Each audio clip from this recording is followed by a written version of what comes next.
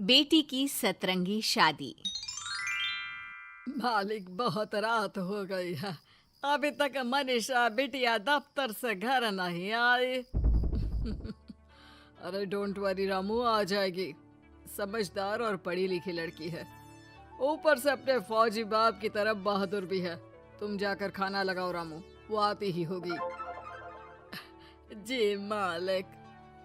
मनीषा मनोहर की इकलौती बेटी थी। मनीषा की माँ का उसके बचपन में ही स्वर्गवास होने और मनोहर के फौजी होने के कारण मनोहर ने अपनी बेटी को बिल्कुल लड़कों के जैसा ही पाला था। उस दिन देर रात को मनीषा का इंतजार करते हुए मनोहर और उसका नौकर रामू बात कर ही रहे थे कि मनीषा अपनी कार में ऑफिस से घर आती है। अरे रामू काका, बड़ी भूख लग रही है, जल्दी से खाना लगा दो।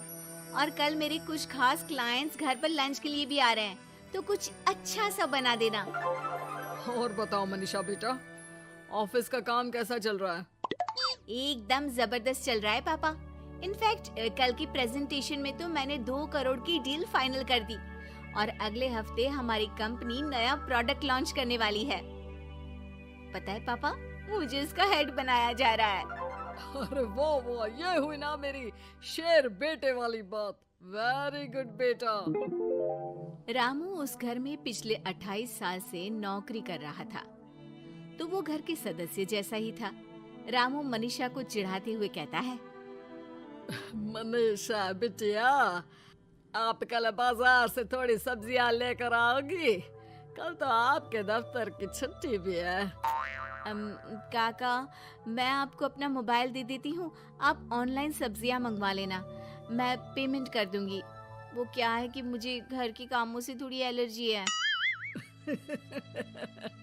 ठीक है बिटिया।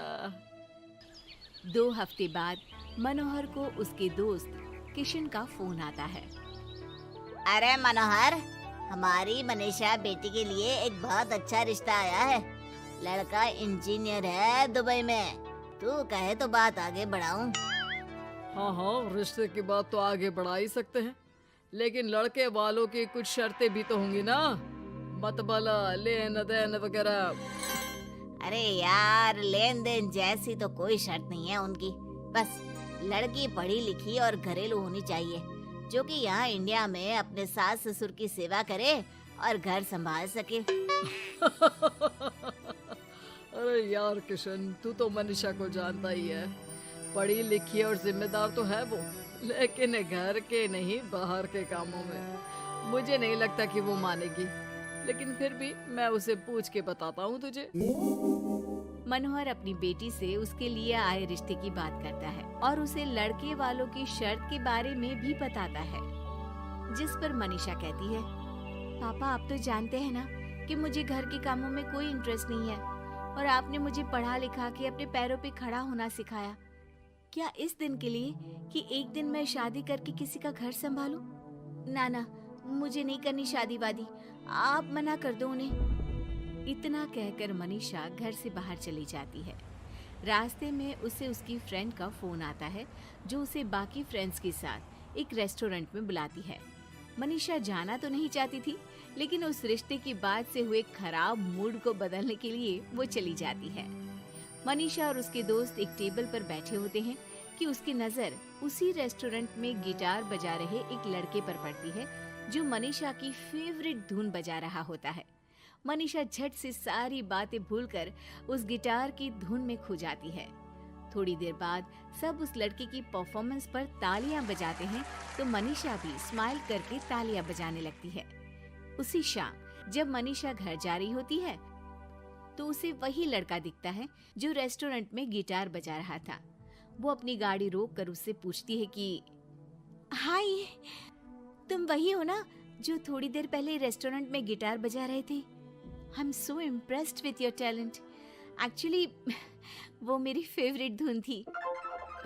जी थैंक यू, ये मेरा शौक भी है और इससे मेरी थोड़ी बहुत गुजारे लायक कमाई भी हो जाती है। अच्छा, और क्या करते हो? जी मैं कॉफ़ी बहुत अच्छी बनाता हूँ, और कॉफ़ी के अलावा भी बहुत कुछ। एक्चुअली मुझे खाना बनाने का बहुत शौक है और खाली समय में या तो मैं गिटार बजाता हूँ या फिर कुकिंग करता हूँ।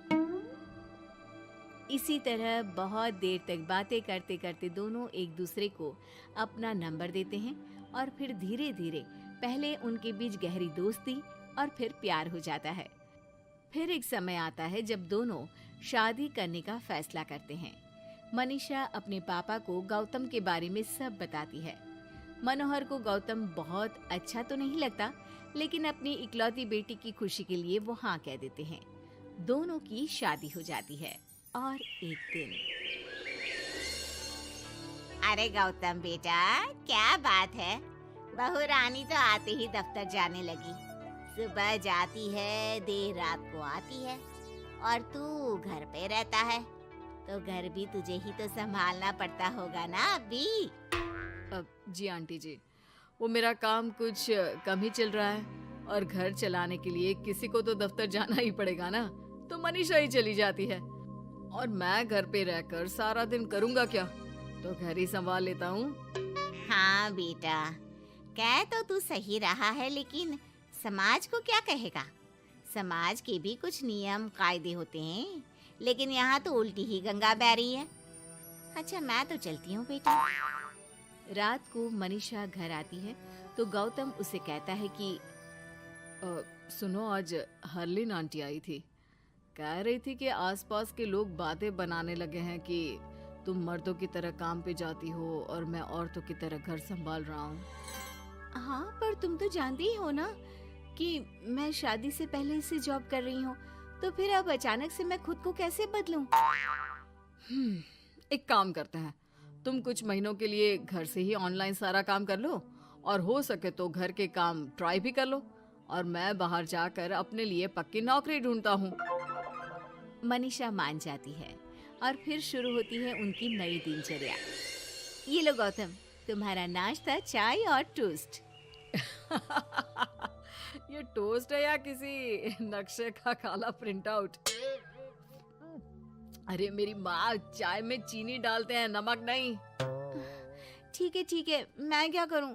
चीनी और नमक एक जैसे ही तो दिखते हैं ना। तुम्हें खाना है तो खाओ, वरना ऐसे ही जाओ। अच्छा, तो तुम्हारी क्वालिफिकेशंस क्या है? क्या काम आता है तुम्हें? जी, मैंने वैसे तो बीकॉम किया है, लेकिन काम का कोई एक्सपीरियंस नहीं है। एक्चुअली मेरे पेरेंट्स ने ज़बरदस्ती मुझे ये डिग्री करवा दी थी। मुझे तो गिटार बजाना ही पसंद है सर। ठीक है मिस्टर गौतम, जब हमारी कंपनी को किसी गिटार परफॉर्मेंस की ज़रूरत होगी तब आपको बुला लिया जाएगा। फिलहाल के लिए आप जा सकते हैं। जॉब ना मिलने के दुख में मुख लटकाए गौतम घर आता है तो देखता है कि अरे ये क्या मनीषा, सारा घर बिखरा पड़ा है और ये किचन की ये हाल। अरे सब ठीक तो है ना? सब ठीक है गौतम, बस मुझे भूख लगी थी तो सोचा कुछ बना के खा लूं, लेकिन मुझे कोई सामान मिल ही नहीं रहा था और फिर पता चला कि गैस भी खत्म हो गई है और मुझे सिलेंडर बदलना नहीं आता। अच्छा, क्यों ना हम बाहर से ही खाना मंगवा ले? हाँ, अच्छा ये तो बताओ, तुम इतने उदास क्यों लग रहे हो? अरे क्या बताऊं, मुझे नौकरी नहीं मिली, लगता भी नहीं कि मिलेगी कभी। दोनों उदास होकर एक दूसरे की तरफ देखते हैं, फिर थोड़ी देर बाद हंस पड़ते हैं। मुझे लगता है हमें वही काम करना चाहिए जो हमें अच्छे से आता है। कल से मैं ही ऑफिस जाया करूंगी। और मैं हमारा ये प्यारा सा घर संभालूंगा।